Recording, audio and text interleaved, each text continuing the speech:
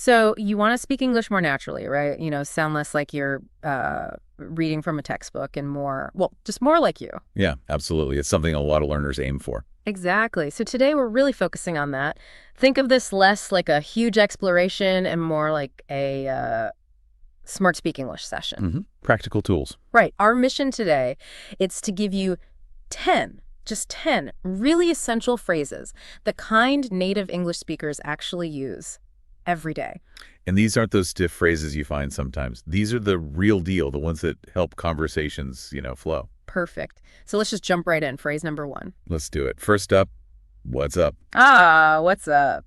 You hear this all the time, don't you? It's that super casual way to say hello. Totally. It replaces that slightly more formal how are you in a lot of situations. It basically means, hey, what's going on? Or what's new? Yeah, it sets a really relaxed tone. What's the usual way to answer that? Well, they're usually pretty simple. Something like, not much, you, or just, hey, what's up? Back. Keeps it light. Right, quick and easy. Exactly. Though, probably worth mentioning, it's mostly for people you know, or in pretty informal settings. Maybe not the first thing you say in a formal job interview. Good point. Context. Always context. Okay, smart speak phrase number 2. I'm just messing with you. Ah, yes. This one's key for understanding tone. It tells you someone's joking. Right, like they said something that sounds serious, but they don't actually mean it. Precisely. It signals lighthearted teasing or a joke. You might say, playfully tell a friend, wow, you're always late. Then quickly add, Relax, I'm just messing with you. Exactly. It just softens it and makes it clear you're not actually criticizing them. It's friendly. Yeah, avoids misunderstandings. Okay, phrase 3 is one I use constantly. No worries. Oh, no worries is fantastic. So versatile. It's a really natural, kind of laid-back way to respond if someone apologizes or, seems concerned about something minor. It feels smoother than just, it's okay, somehow. It does. Like if someone bumps into you and says, oh, sorry, a quick no worries is perfect. Puts them at ease instantly. And you mentioned something interesting about where it's common. Oh, yeah. You hear it a lot in Australia, for example. It's almost like part of the cultural lexicon there. But it's common in many English-speaking places now. Just has that easygoing vibe. Cool. Okay, number 4. It's not a big deal. This is for minimizing problems, right? Exactly that. When something small goes wrong, maybe someone spills a little coffee or forgets a minor thing, saying, it's not a big deal. Just keeps things calm. Stops people from overreacting. Right. It communicates, hey, this is minor. Let's not worry about it. Helps maintain a positive atmosphere. Don't stress. Yeah. Don't stress. It's not a big deal. Very useful. Okay, next up, number 5 often comes with a little action. Fingers crossed. Yes. The gesture and the phrase go together. You actually cross your index and middle fingers. And it just means you're hoping for good luck, right? Yep. Hoping for a good outcome. You use it when you're waiting for news or wishing someone luck with something important. Like if a friend has that job interview we mentioned. Perfect example. You'd say, good luck with the interview, fingers crossed for you. It shows support and shared hope. Simple, but effective. Nice. Okay, smart speak phrase number 6. You nailed it. I like this one. It's high praise. Yeah. What does it really mean? It means someone did something absolutely perfectly, aced it. Especially after a performance or giving a presentation or completing a difficult task really well. So much stronger than just good job. Oh, definitely. It conveys real enthusiasm and admiration. Like, wow, that presentation was amazing. You nailed it. Gotcha. Impactful praise.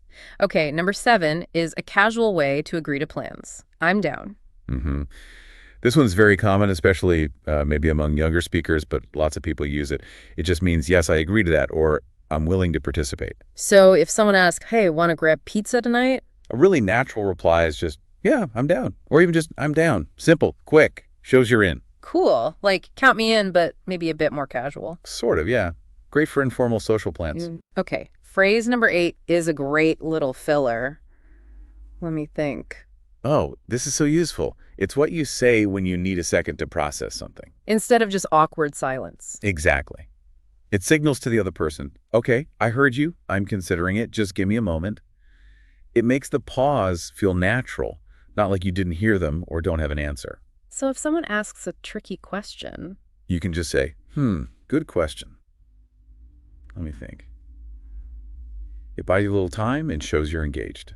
Smart. Okay, number 9 is about honesty. I'm not sure, to be honest. Right. Sometimes you just don't know the answer, and it's much better to admit it clearly. Adding "to be honest" just gives it a little extra sincerity. It feels more polite than just, I don't know. It can, yeah. It manages expectations. And often, you can follow it up with something helpful, like, "I'm not sure, to be honest, but I can find out for you." That's key. Offering to check or find the information. Definitely. Shows you're still being helpful, even if you don't have the answer right away. Makes sense. And finally, our 10th SmartSpeak phrase, number 10. Sounds good. A classic. This is your go-to for agreeing with a plan or a suggestion. Better than just a flat, okay. Yeah, it's just a bit warmer, more positive. It shows you're genuinely happy with the arrangement. Someone says, "Let's meet at 5." Instead of okay, you say, sounds good. Exactly. Simple, agreeable, very natural. You hear it constantly. So there we have it. 10 phrases. What's up? I'm just messing with you. No worries. It's not a big deal. Fingers crossed. You nailed it. I'm down. Let me think. I'm not sure, to be honest, and sounds good. Phew.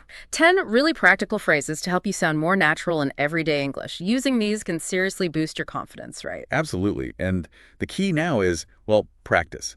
Don't just know them, try to actually use them. Slip them into conversations when they fit. Listen for them, too. Notice how native speakers use them. Yeah, context is everything. The more you use them, the more natural they'll feel coming out. It just takes a little bit of active effort. For sure. Consistent use really is the path to sounding more fluent and, well, using your SmartSpeak English effectively. Keep listening. Keep practicing. And maybe think about this. What other little everyday phrases have you noticed or found really useful? Something to mull over as you keep learning.